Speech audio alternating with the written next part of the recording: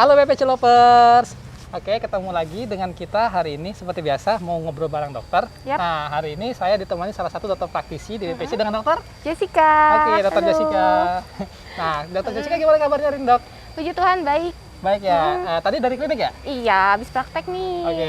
Banyak dong pasiennya? Puji Tuhan lumayan banyak. Lumayan banyak ya, Dok ya. Oke. Ya. Nah, tadi kebetulan ada salah satu pasien dokter yang punya permasalahan hyperpigmentasi. Nah, ini akan kita bahas pada hari ini ya, Dok ya, Yap, sebagai betul. konsultasi bareng dokter. Nah, seperti apa keseruannya? Yuk, Dok, lanjutkan. Yuk.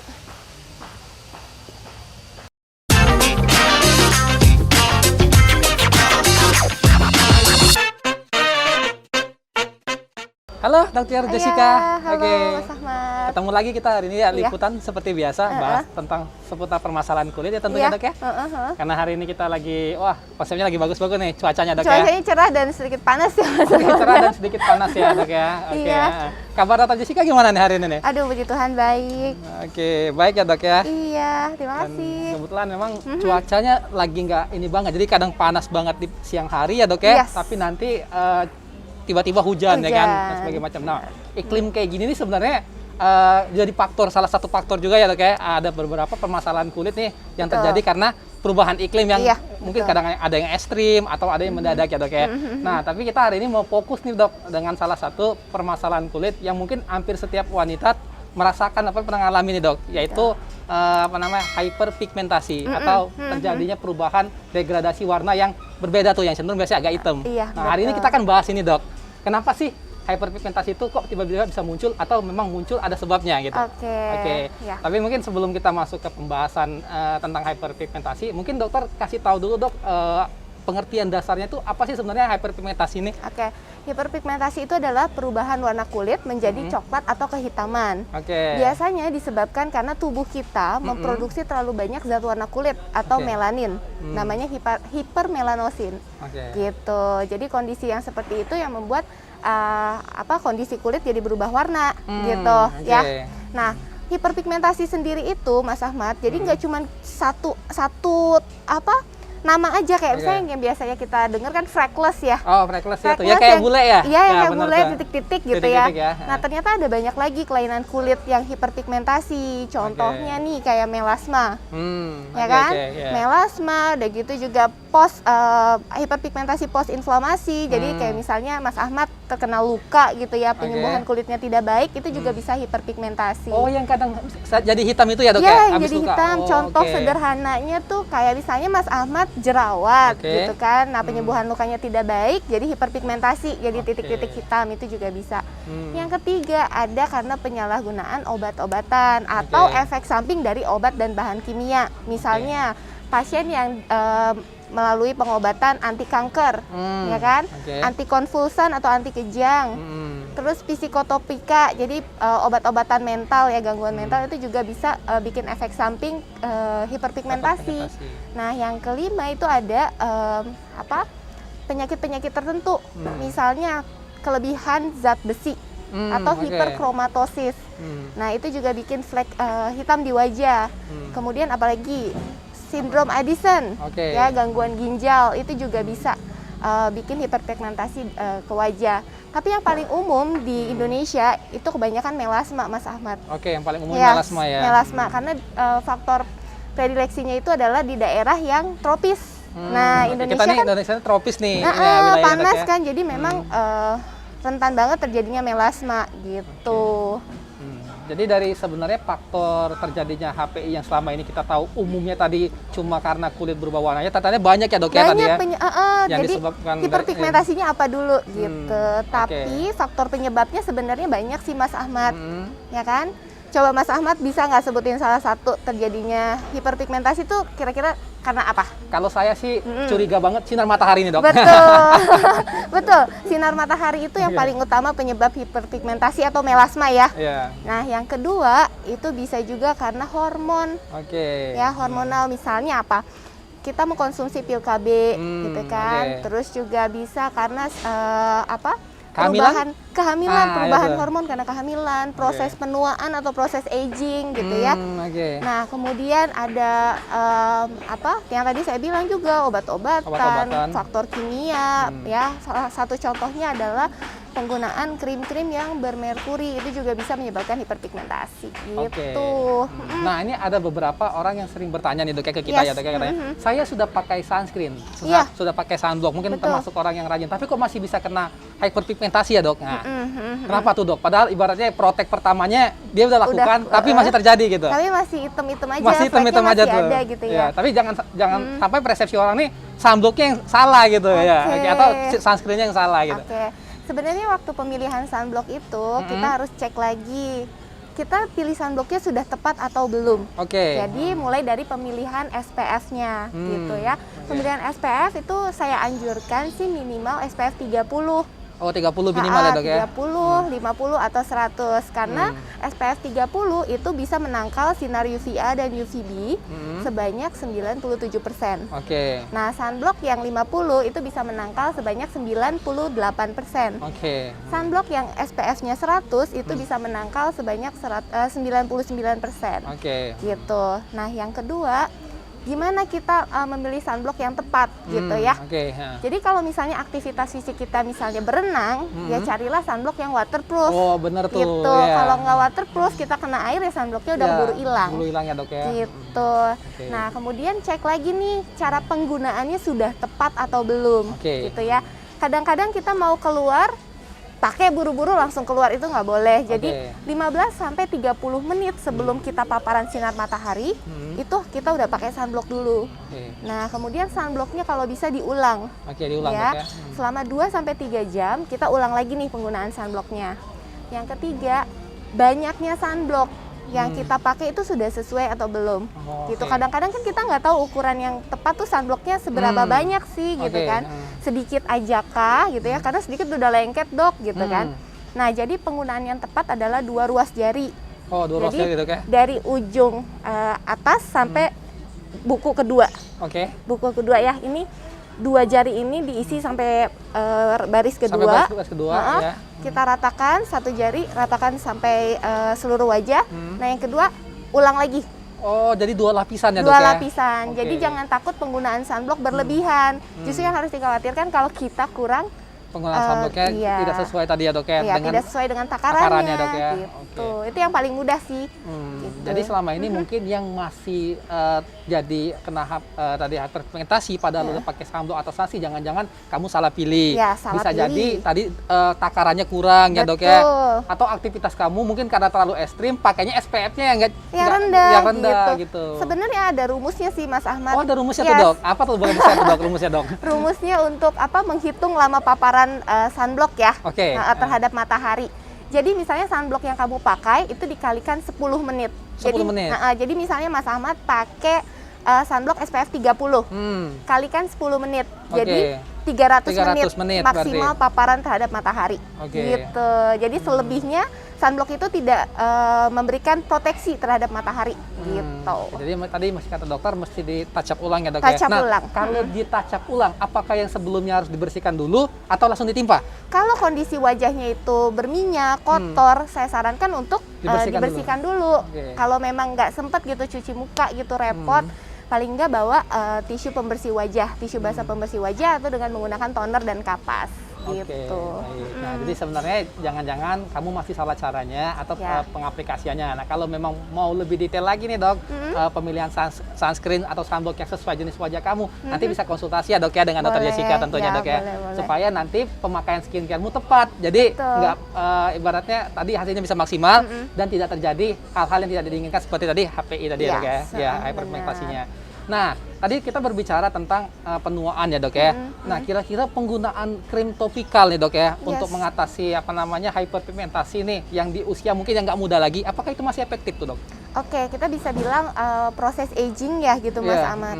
Jadi proses aging itu bisa terjadi karena photo aging atau memang aging proses. Oke. Kalau photo aging itu biasanya karena paparan sinar matahari berlebih gitu ya, sinar ultraviolet itu ternyata bisa menghambat enzim gitu. Sehingga kalau enzimnya dihambat, si melanin atau si zat warna kulit itu malah hiper Oke. gitu ya, memproduksinya terlalu berlebihan.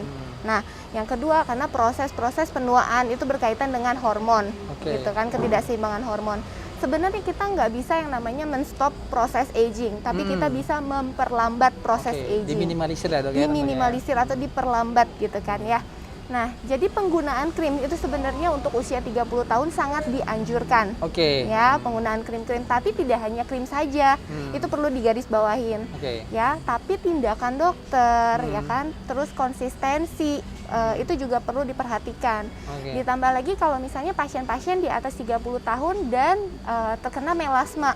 Ya, seperti yang kita ketahuin, melasma itu kan penyakit yang kronik residif, artinya dia bisa berulang dan timbul kembali, gitu ya. Jadi berulang. Jadi kalau misalnya pasiennya itu tidak konsisten dalam menggunakan krim, tidak konsisten untuk ketemu dokternya, gitu ya, itu juga hasilnya nggak akan maksimal. Jadi pengobatan hiperpigmentasi itu diperlukan kerjasama yang baik antara pasien dengan dokternya, gitu. Jadi mungkin selama ini memberitahu juga ya dok, edukasi juga ya dok ya, bahwasanya kalau misalnya ada melasma yang udah sembuh nih, ketika konsultasi dengan dokter, menggunakan krim dari dokter dan dibantu dengan treatment, tahu-tahu kalau misalnya dalam jangka waktu tidak di maintenance dengan baik, ternyata masih bisa berpotensi kena lagi tuh melasma. Karena balik lagi yang tadi, kalau melasma itu adalah penyakit yang kronik residif gitu. Jadi pengobatannya juga akan kita kombinasi.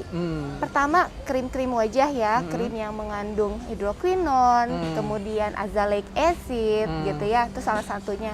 Kemudian obat-obatan minum seperti antioksidan, vitamin C, glutathione itu juga dibutuhkan.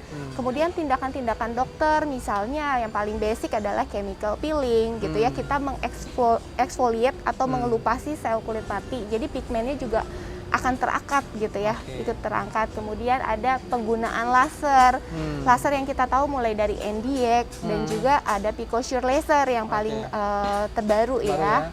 Jadi itu semua dikombinasikan gitu.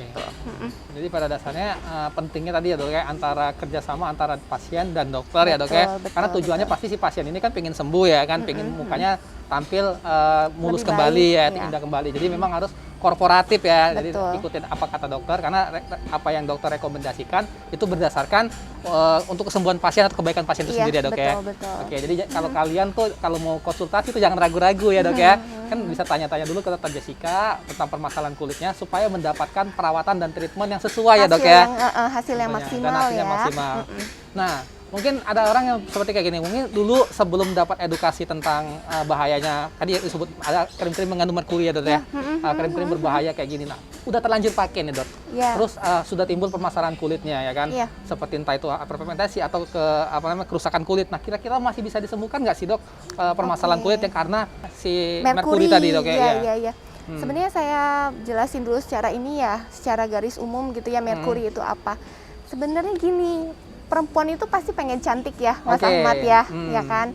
Nah, standar kecantikan setiap wanita ini berbeda-beda, tapi rata-rata standar kecantikan orang Indonesia itu pengen kulitnya putih, ya kan, bener ya. Pengen putih, kadang tuh nggak mikir akibatnya kalau instan tuh pasti ada tanda kutip. Kadang-kadang mereka pengen pilih cara yang paling cepet, 1-2 minggu pengen kelihatan glowing dan putih gitu ya. Benar, merkuri itu memang salah satu pilihan kalau misalnya mau yang putihnya cepat 1-2 minggu, tapi ada efek jangka panjangnya, ada efek buruknya karena itu logam berat gitu ya.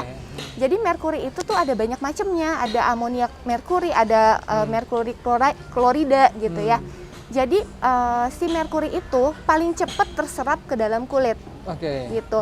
Kalau si merkuri klorida itu cara masuk ke dalam kulit adalah mengikis epidermis atau mengikis si bagian atas kulit. Jadi nanti ada pengelupasan. Ya, jadi kayak macam kita dipiling, dikelupasin. Jadi kan hasilnya akan lebih cerah. Sedangkan amonia merkuri itu fungsinya menghambat enzim yang dapat membentuk si zat warna kulit atau melanin. Nah, itulah cara kerja merkuri. Kenapa merkuri itu bisa cepat bikin glowing? Karena cara kerjanya seperti itu. Jadi ngelupasin si epidermis dan menghambat enzim yang membentuk si zat warna kulit atau melanin gitu. Nah, dalam industri dunia estetik atau medical, sebenarnya penggunaan merkuri ini benar-benar dilarang sama sekali atau sebenarnya diperbolehkan dengan pengawasan dokter, dok? Menurut si Permenkes RI nomor 445 ya Oke. tahun 98, penggunaan merkuri itu sudah dilarang. Dilarang ya. Jadi Dilarang ini dinyatakan keras. berbahaya. Berbahaya karena berbahayanya itu dia bisa efek ke seluruh tubuh atau sistemik. Yang oke. tadi merkuri itu diserap sama tubuh itu melalui 2 tahap. Satu transepidermal atau melalui penyerapan kulit. Yang kedua adalah transkelenjar. Ya, jadi dia masuk ke kelenjar keringat atau kelenjar minyak gitu. Nanti diserap sama si darah yang pembuluh darah yang ada di bawah kulit gitu. Nah, efeknya itu bisa sistemik Mas Ahmad. Jadi Oke. nggak yang cuman tadi keluhannya Kerusakan cuma kulit di muka doang. gitu ya. Iya, Kalau di keluhan di muka. muka misalnya kayak kemerahan, Mm-mm. rasa terbakar Oke. gitu kan. Terus timbulnya hiperpigmentasi post inflamasi. Jadi kayak titik-titik flek Ya. gitu ya. Nah, ditambah sistem sistemik ya, kayak sistem syaraf pusat. Jadi kayak misalnya gangguan mood, ya tiba-tiba Oke. sering marah-marah Oh, gitu jangan-jangan ya. orang sering marah-marah nggak jelas itu korban dia sering pakai merkuri banyak dalam jangka panjang tuh. Bisa jadi Bisa sih. jadi nggak jelas marah-marah gitu. Iya. Oke. Terus gangguan koordinasi tubuh, gangguan keseimbangan Oke. gitu. Itu juga bisa salah satu efek dari penggunaan merkuri. Dan paling bahaya kalau misalnya kita pakai merkuri gitu ya, tangannya nggak dicuci. Terus kita pegang baby kita atau Oke. anak kita. Iya. Nah, anak juga bisa Oh, dapat tertular gitu. tertular. Dia juga bisa mengalami gejala-gejala yang terpapar merkuri gitu. Jadi sebaiknya kalau misalnya memang sudah tahu gitu kalau si krimnya mengandung merkuri, lebih baik stop segera, Stop segera. konsultasikan dengan dokter, kemudian buang krimnya itu jangan sembarangan, tapi Oke. ada di limbah berbahaya khusus gitu. Jadi nggak boleh ya buang ke lingkungan sekitar gitu. Nah, yang tadi balik lagi ya, pengobatannya gimana? Nah, iya gitu kan. pengobatannya gimana tuh, Dok? Ya udah terlanjur nih, baru tahu ini ternyata saya pengguna merkuri dan udah kena impact-nya kan. Nah, Iya, kira-kira iya. pengobatannya gimana tuh, Dok? Sebenarnya kita harus tahu dulu ya kadar merkuri dalam darah itu gimana, karena merkuri itu kan disimpan semua dibuang ke urin, ya kan? Jadi kita harus cek dulu kadar merkuri biasanya dalam urin, Oke, gitu ya. berarti harus Cek tes lab dulu ya Nah, pertama ya. Cek Oke. lab. Kemudian yang kedua kita lihat kerusakan kulitnya sampai mana. Apakah cuman baru sampai tahap terbakar kulitnya, gitu ya? Itu juga nanti pengobatannya berbeda. Kalau sudah hiperpigmentasi atau flek, kita akan pengobatan hiperpigmentasi, pengobatan flek, menutrisi kulitnya juga, Oke. gitu ya. Kalau salah satu yang kita punya itu Profilo, itu juga bisa ya. Jadi kita menutrisi kulitnya, gitu. Terus pengobatan yang lainnya itu kayak misalnya terapi kelasi, gitu. oke. Cuman kalau di kita nggak ada ya terapi kelasi. Jadi pemberian antioksidan dosis tinggi. Oke. Itu juga bisa dilakukan gitu. Tapi kalau misalnya kerusakan kulitnya itu berupa okronosis, jadi kayak pecahan pigmen yang ada mengendap di bawah kulit, Oke. itu justru butuh waktu sih sebenarnya. Bisa diterapi tapi butuh waktu. Lebih lama ya, Dok, gitu, ya? lebih lama karena dia lebih berat dibandingkan flek gitu. Oke. Jadi tergantung dari tingkat kerusakannya. Kerusakannya. Gitu. Nah, jadi buat kalian nih direkomendasikan banget nih kalau memang sudah ada masalah kulit yang tadi terindikasi karena pemakaian merkuri ya, Dok Iya. ya, itu buru-buru konsultasi ke dokter supaya tidak terjadi kerusakan yang makin parah di kemudian hari ya, Dok ya. Betul. Kalau bisa ditanggulangin karena gejalanya masih ringan, ada potensi lebih cepat sembuh, tapi kalau Iya. berat pun setidaknya jangan sampai terlalu parah ya, Dok ya. Betul. Oke, nah jadi mungkin dari kita itu aja ya Teh, Iya. tip hari ini pembahasan tentang hyperpigmentasi dan Betul. bagaimana cara mengatasinya dengan tips treatment dari Dr. Jessica ya, Dok ya. Baik, Oke, jadi mungkin terima kasih, Dok, atas infonya pada Ya. hari ini dan waktu kesempatannya udah share ke kita semua. Semoga jadi ilmu yang Sama-sama. bermanfaat. Ya. Dan nanti kalau ingin konsultasi dengan Dr. Jessica praktek di mana aja, Dok? Saya setiap hari Selasa, Selasa. dan juga Minggu Minggu. ganjil ada di Ruko Cibinong City Center. Oke. Dan setiap hari Jumat saya ada di Cibinong City Mall. Oke, Ya. nah, buat kalian yang ada di sekitaran Cibinong yang ingin ketemu dengan Dr. Jessica dan konsultasi seputar permasalahan kulit, kita tunggu ya, Dok ya. Ya, kita tunggu Oke, ya. sampai di liputan yang akan datang dengan dokter yang Sampai lain. jumpa. Bye.